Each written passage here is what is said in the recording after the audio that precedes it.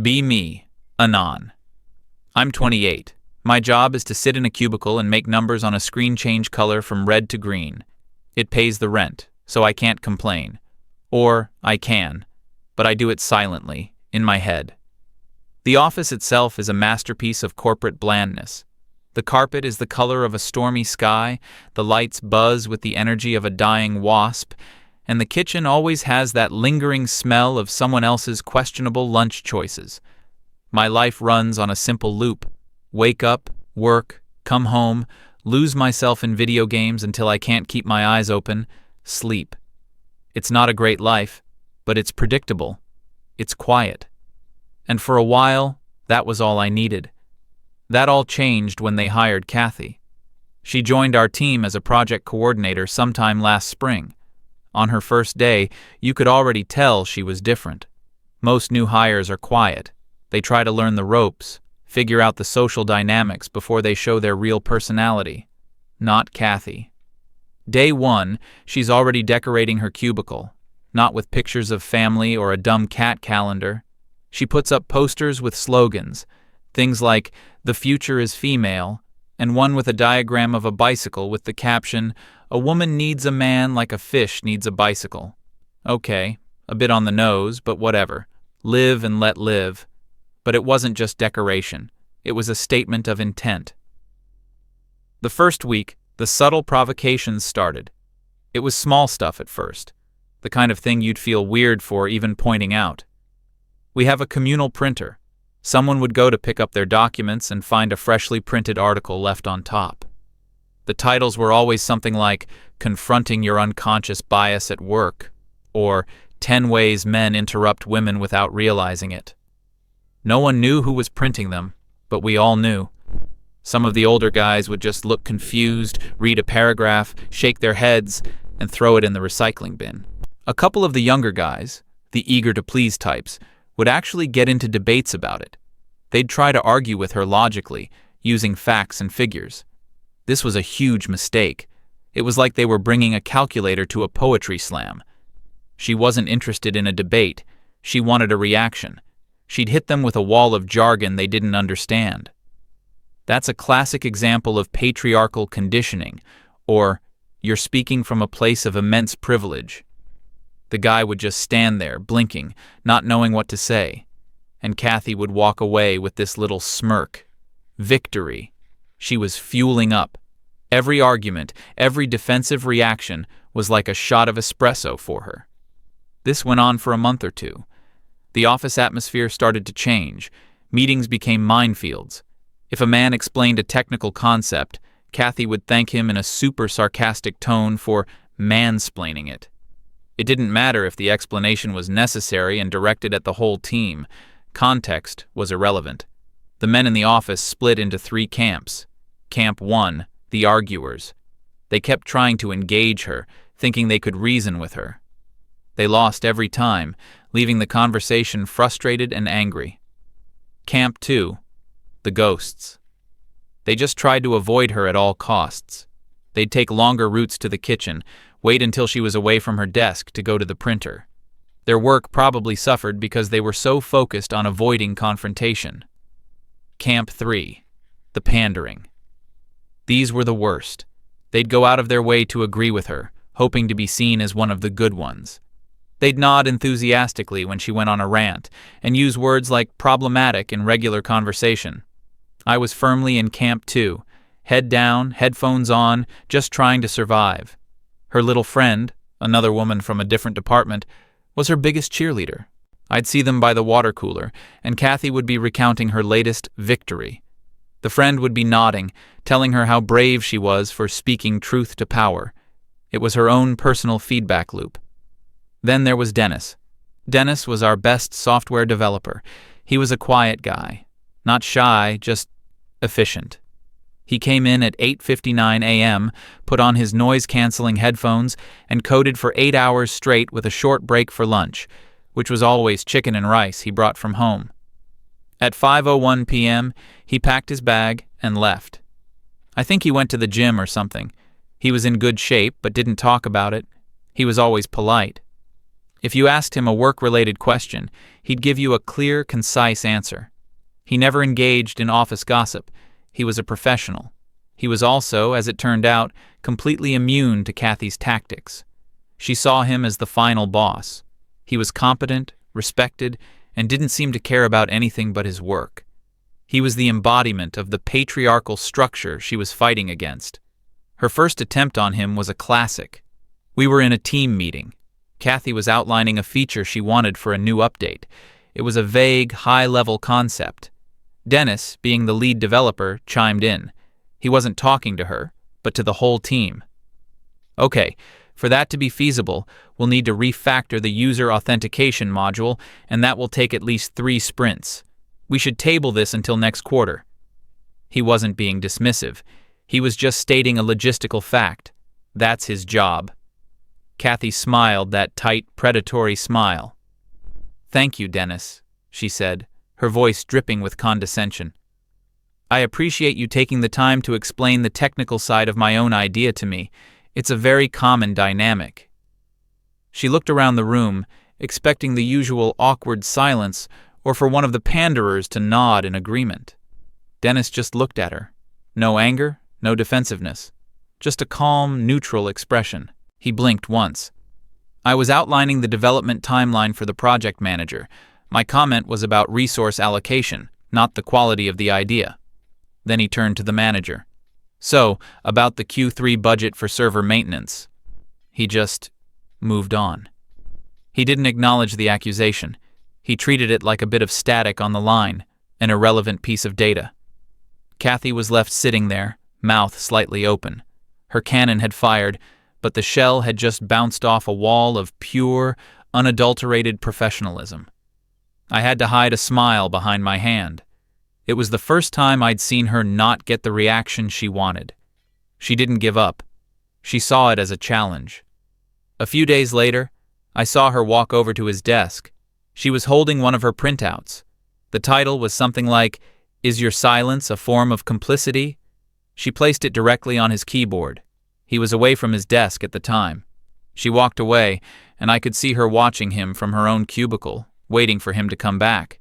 She was practically vibrating with anticipation. Dennis returned a few minutes later with a coffee. He saw the paper on his keyboard. He picked it up, glanced at the title for maybe half a second, and then, without breaking stride, dropped it into the recycling bin next to his desk. He didn't even sigh. He didn't roll his eyes. He treated it with the exact same level of importance as a used Post-it note.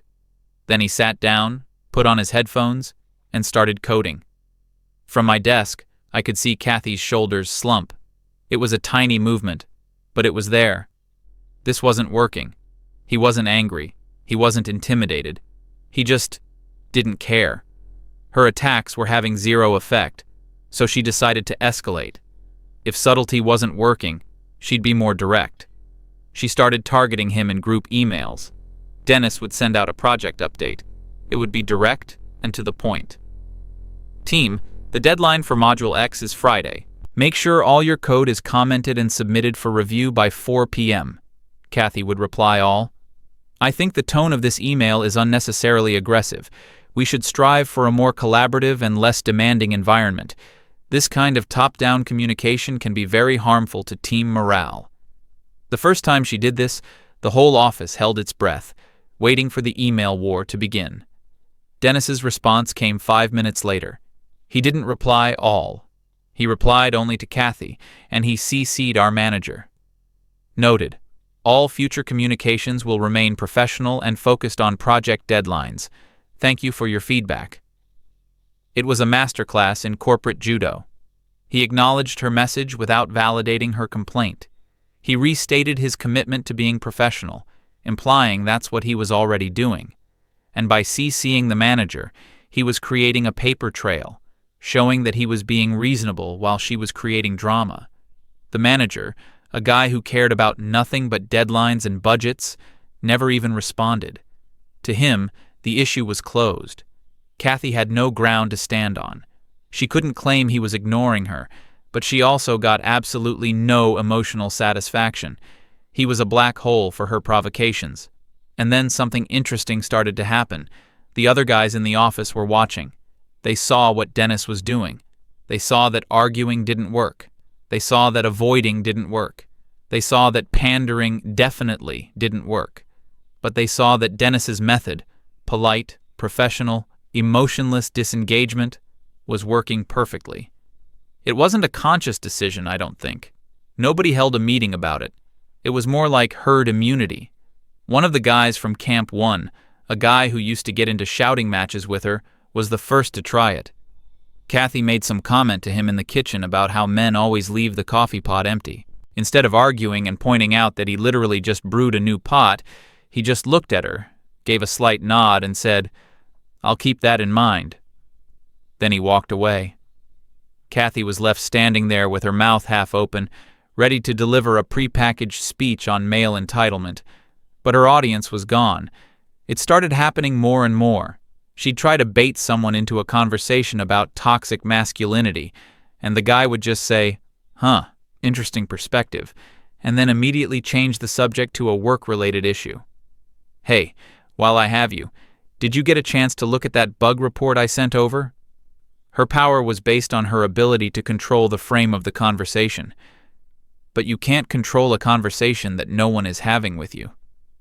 Her frustration became more and more visible. Her loud, confident pronouncements were replaced with muttered complaints to her friend. I'd overhear them talking. She wasn't bragging about her victories anymore. She was complaining about how the men had all become so passive-aggressive. She said they were creating a hostile work environment through their weaponized incompetence and malicious compliance. She was reframing their non-reaction as an attack in itself. In her mind, their refusal to engage with her was a deliberate, coordinated campaign of misogynistic bullying. The reality was much simpler. People just wanted to do their work in peace.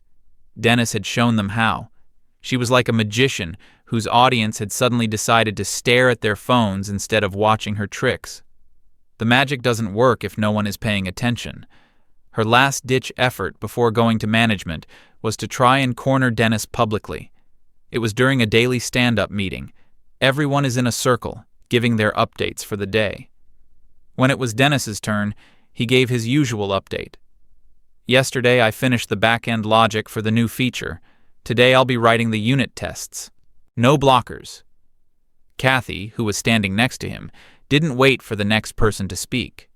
She turned to him and said, loud enough for everyone to hear, "It must be nice to have the privilege of just focusing on your tasks without having to constantly navigate the systemic biases of the workplace." The circle went dead silent. This was her big move, a public call-out. Everyone looked at Dennis. He didn't look at her. He looked at the next person in the circle. "All right, Mark, you're up." He just skipped her turn. Not out of malice. It was because, in his mind, she hadn't given a work-related update. She had said something irrelevant, so he logically moved on to the next person who would. Mark, startled, just started giving his update. Kathy was left standing there, completely bypassed. She had set up a public arena for a fight, and her opponent had simply walked out of it to go get a sandwich. Her face turned a shade of red I had never seen before. It wasn't just anger. It was humiliation. She had tried to make him the center of a drama she was writing, and he had refused to even be a character in her play. That afternoon, she booked a meeting with our manager. I saw the appointment in his public calendar. The subject was concerns about team culture. We all knew what was coming. This was her final move. She was going over our heads. She was going to use the system. And we all knew it was going to be aimed squarely at one person, Dennis. The next day, the atmosphere in the office was thick with unspoken tension. Everyone knew Kathy had gone to the manager. She walked around with a look of grim satisfaction, like a martyr who had finally made the noble sacrifice. She probably expected a company-wide email, a mandatory sensitivity training session, or at the very least, Dennis getting called into a closed-door meeting with HR. None of that happened. The manager, let's call him Bob, was a simple creature. Bob's entire worldview was based on spreadsheets and performance metrics. If the numbers were green, the world was good. If the numbers were red, the world was bad. He had the emotional complexity of a pocket calculator. He must have listened to Kathy's complaints, nodded in all the right places, and then looked at the data. And the data was clear. Dennis was his top performer. His code was clean, he never missed a deadline, and he solved problems nobody else could. The team's productivity had actually increased in the last couple of months, probably because people were spending less time walking on eggshells and more time working. So, from Bob's perspective, there was no problem to solve. Later that morning, Bob walked out of his office and made a beeline for our team area. Kathy sat up straighter, a little smile playing on her lips. This was it. Justice was coming. Bob walked right past her desk. He stopped at Dennis's cubicle. Dennis took off his headphones. "Dennis," Bob said, his voice loud enough for everyone to hear. "Just wanted to let you know, your work on the new server migration was outstanding. You saved us a ton on overhead. Keep it up." He gave Dennis a firm pat on the shoulder. Dennis just nodded. "Glad it worked out. The new system is more efficient." And that was it. Bob walked away. It was such a simple, brutal, and unintentional display of power. Bob wasn't taking a side. He was just rewarding competence. In his world of numbers, Dennis was a valuable asset, and Kathy's feelings were a non-quantifiable variable. I glanced over at Kathy. The smug smile was gone. Her face was a blank mask of disbelief. She had played her trump card, appealed to the highest authority, and the system had not only failed to support her, it had actively rewarded her target right in front of her. The message was clear. Her narrative had no power here. After that, something broke in her. The provocations stopped. Not gradually, but all at once. Like a switch had been flipped. The articles stopped appearing on the printer. The sarcastic comments in meetings vanished. The group emails about problematic tone ceased. She became a ghost. She would come in, sit at her desk with her headphones on, and do her work in silence. She ate lunch at her desk, staring at her screen. She left at 5 p.m. on the dot. She became what she had tried so hard not to be, just another cog in the machine. Her friend would try to talk to her, but Kathy would just give one-word answers. The vibrant, self-righteous energy was gone, replaced by a dull, hollowed-out apathy. It was strange. The office was peaceful again, but it was an eerie kind of peace. We had won, I guess, but it didn't feel like a victory. It felt like watching a fire burn itself out. We hadn't fought back. We hadn't argued. We hadn't even really defended ourselves. We just stopped providing the fuel.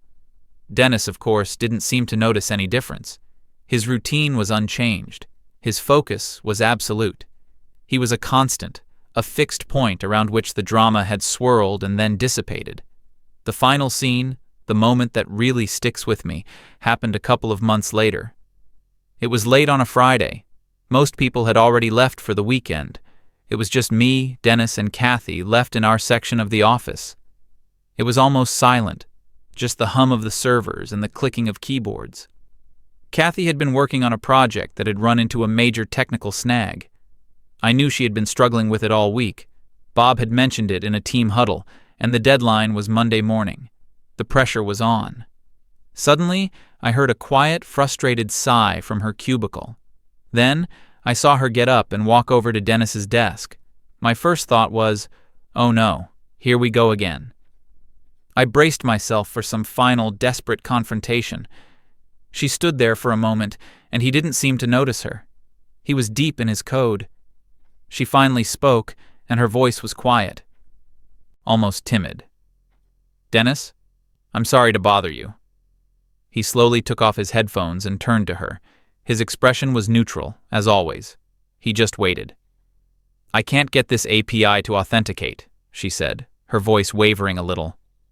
"I've been trying for 2 days. I've read all the documentation. I don't know what I'm doing wrong. The deadline is Monday." She wasn't being accusatory. She wasn't being sarcastic. For the first time since I'd met her, she was just asking for help. Dennis was silent for a few seconds. He looked at her, then at her screen, which was visible from his desk. He didn't say, "You should have asked sooner." He didn't say, "That's not my project." He didn't bring up any of the past drama. He just stood up, walked over to her desk, and pulled up a chair. "Okay," he said, his voice calm and even. "Let's take a look. It's probably a missing header in the request." He sat next to her, and they both stared at the screen. He pointed at a line of code, and she leaned in to see. He started explaining the problem to her in a clear, straightforward way. There was no condescension in his voice. He was just a developer helping a colleague. He was treating her like a professional. I watched them for a few minutes. He would type something, explain why he was doing it, and she would nod, taking it all in. It was the most normal, productive, and human interaction I had ever seen between them. I packed up my things and left them there, working together in the quiet twilight of the empty office. As I walked to my car, it all clicked into place. Kathy's entire identity at work was built on a foundation of conflict. She defined herself by what she was fighting against. She saw the world, or at least our office, as a battlefield between enlightened people like her and the ignorant, toxic men. But the men in the office, led by Dennis's unintentional example, refused to be her enemy. We didn't engage. We didn't fight back. We didn't even acknowledge the war she was trying to start. You can't be a warrior without an opponent. You can't be a victim without an oppressor. When we denied her the conflict she craved, her entire persona collapsed. There was nothing left. She wasn't defeated by anger or logic or debate. She was defeated by indifference. The ultimate irony was that in the end, the only way she could get the attention of the man she saw as her chief adversary was by dropping the ideology and just asking for his help on a technical problem. He had been willing to engage with her on a professional level all along. That's all he was ever interested in. The rest of it was just noise to him. She had to become a colleague to be treated like one. I heard they fixed the bug that night. She met her deadline. Things didn't magically get better. She didn't become friends with everyone. She was still quiet, still kept to herself. But the war was over, because one side had simply refused to show up to the battle. She still works here. I see her in the kitchen sometimes. We nod at each other. Dennis got promoted to team lead a while back. He's good at it. He's fair, he's efficient, and he doesn't care about anything but the quality of the work. Sometimes I think about it all. Kathy came in armed for a culture war, expecting to find soldiers of the patriarchy. Instead, she just found a bunch of tired guys who wanted to do their jobs, and Dennis, a guy who just wanted to code. Turns out that was a weapon she had no defense against.